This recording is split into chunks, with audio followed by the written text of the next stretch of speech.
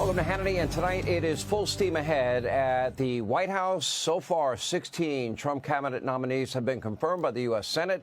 This includes the newly sworn-in Health and Human Services Secretary Robert Kennedy Jr.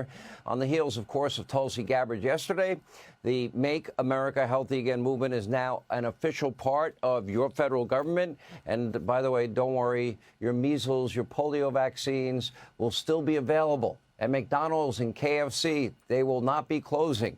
But the Trump White House, by the way, is making big changes across the federal government. The executive branch is no longer on cruise control. We actually have a president taking the reins and taking it back from these unelected, self-important, far-left, deep state bureaucrats that nobody knows their names from the Washington swamp. And a lot of them, bye-bye, they're leaving. Of course, this has major implications, both here at home and abroad. We're going to analyze Trump's plan for reciprocal tariffs in just a moment. Kind of sounds fair, doesn't it? Did you know Canada taxes us? Did you know the European Union has high taxes on us? Did you know India has high taxes on us and tariffs? Why don't we do the same to them, or they stop what they're doing? But that's not the only big news from the White House today. President Trump is ready to negotiate peace in Europe and lead a new era of communication, accountability, and peace, hopefully, worldwide. Take a look. Do you want to add Russia back to the G7, sir? I'd love to have them back. I think it was a mistake to throw them out. Look, it's not a question of liking Russia or not liking Russia. It was the G8. And, you know, I said, what are you doing? You guys, all you talk about is Russia, and they should be sitting at the table. I think Putin would love to be back. Obama and a couple of other people made a mistake, and they got Russia out. It's very possible that if that was the G8, you wouldn't have had the problem with Ukraine. And if I was president, you definitely wouldn't have had the problem with Ukraine. Russia would have never attacked Ukraine. We were talking about denuking, denuking, and President Putin and I agreed that we were going to do it in a very big way. There's no reason for us to be building brand new nuclear weapons. We already have so many. You could destroy the world 50 times over, 100 times over. And here we are building new nuclear weapons, and they're building nuclear weapons, and China's building new nuclear weapons. It's week 4 of shock and awe. Now, keep in mind, the war in Europe started under President Joe Biden, frankly, the worst president in modern American history. Take a look. I think Biden is incompetent, and I think when he said that they could join NATO, I thought that was a very stupid thing to say. I thought when he said, well, it depends if it's a minor incursion. In other words, it's okay if Russia does a minor incursion. I thought that was a very foolish thing to say. The other thing that got it started was how badly Milley and these stupid people, these bad generals, how badly they did with Afghanistan. I was going to pull out, but we were pulling out with dignity and strength, and we were going to take our equipment with us and everything else.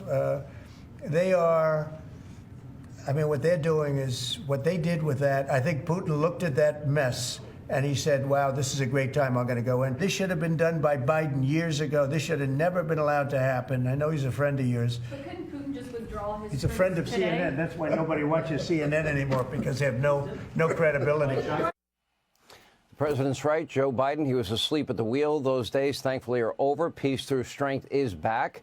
America's newfound strength abroad doesn't just extend to our foes. Trump is also not afraid to hold our allies accountable, including our neighbor to the north. Take a look at this. So I think Canada is going to be a very serious contender to be our 51st state. Going with Canada, there was obviously a delay in implementing those tariffs. I spoke to Governor Trudeau on numerous occasions, and we'll see what happens. But it just sets up so good for them. Look, the people would pay much less tax than they're paying right now. They'd have perfect military protection. They don't have any military protection because and you take a look at what's going on out there. You have Russian ships, you have China ships, you have Chinese ships, you have a lot of ships out there, and you know, people are in danger. This is a different world today. It's a different world. They need our protection.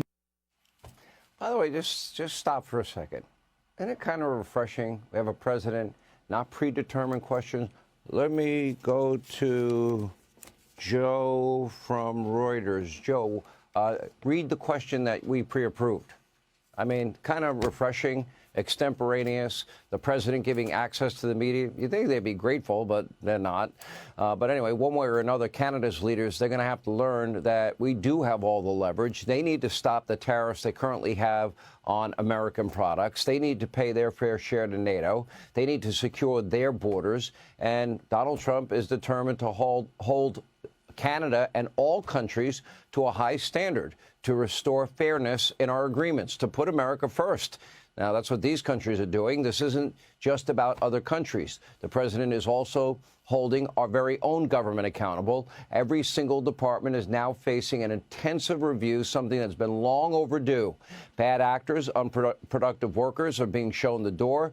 75,000 federal employees, I promise you won't miss them, have accepted the president's buyout offer and will no longer be employed and paid for by you, the taxpayers, as of October the 1st. And just this week, Donald Trump also terminated Biden's Climate Corps, which planned to hire 20,000 climate-obsessed radical leftist, communist, socialists committed to social justice and anti-racism. And at the EPA, the newly sworn-in administrator, Lee Zeldin, uncovered a whopping $20 billion slush fund earmarked for left-wing NGOs that Biden staffers tried to hide in a third-party account. And according to President Trump, the Department of Education will be no more. Don't worry, your kids will still get an education. Take a look. So how soon do you want the Department of Education to be closed? Oh, I'd like it to be closed immediately. Look, the Department of Education's a big con job. We're ranked, so they rank the top 40 countries in the world. We're ranked number 40th, but we're ranked number 1 in one department, costs per pupil. So we spend more per pupil than any other country in the world, but we're ranked number 40. Norway, Denmark, Sweden, I hate to say it, China, as big as it is, it's ranked in the top 5. And that's a primary competitor. We're ranked number 40. So if we're ranked number 40, that means something's really wrong, right? Well, you could also give the money directly to parents. They get to pick the school that offers reading, writing, math, history, and science, and not a woke agenda. You can block grant money to states, but you can also have standards that must be met. The Department of Education may not be the only bloated government entity that's on the chopping block.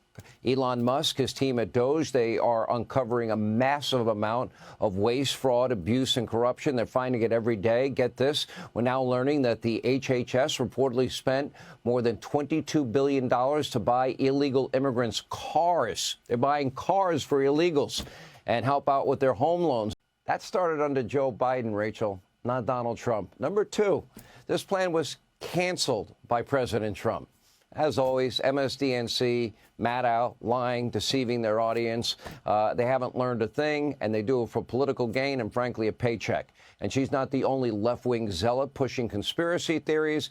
Delaware Senator Chris Coons put this dramatic post on X, blaming Musk and Trump for allowing critical medicines to expire in a warehouse. They're horrible people, unable to reach Africa because of USAID, quotes. 2 problems with that tweet. 1, as Musk has pointed out, giving shipping routes and distribution times, that medicine needed to be shipped months ago if it was truly about to expire. Number 2, you kind of zoom in on the box. Take a closer look. The medicine appears to have an expiration date. That date is 2027. Whoopsie daisy. Anyway, saw Trump and Musk do important work. Democrats have nothing to offer other than their daily temper tantrums, their screaming, yelling hysteria, their lies, their fear-mongering, their conspiracy theories. Soon it'll be calls for impeachment. They, of course, have been turning to the courts to lend a helping hand. And now even that is failing. 2 courts just ruled in Donald Trump's favor, allowing his federal employee buyout plan to move forward and restoring Trump's ability to freeze federal funding that has spun way out of control.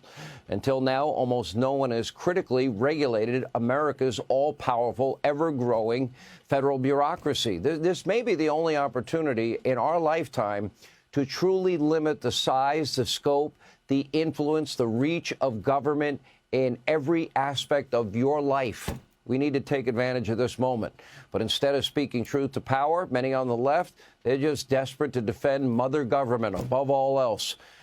For example, over at MSDNC, conspiracy theorist Rachel Maddow stoking the flames of hysteria, peddling another lie, another hoax, and a complete distortion. This time, Elon Musk is the target. Let's watch. As the top campaign donor to U.S. President Donald Trump, Elon Musk has apparently somehow convinced the United States government, specifically the United States Department of State, that the taxpayers of the United States of America should spend $400 million buying, quote, armored Tesla production units. You got armored Tesla vehicles. Donald Trump's corrupt. This is terrible. This is a conflict of interest. Here are two very critical facts that she omitted in that conspiracy theory. Somehow, she failed to mention, first, the Tesla procurement plan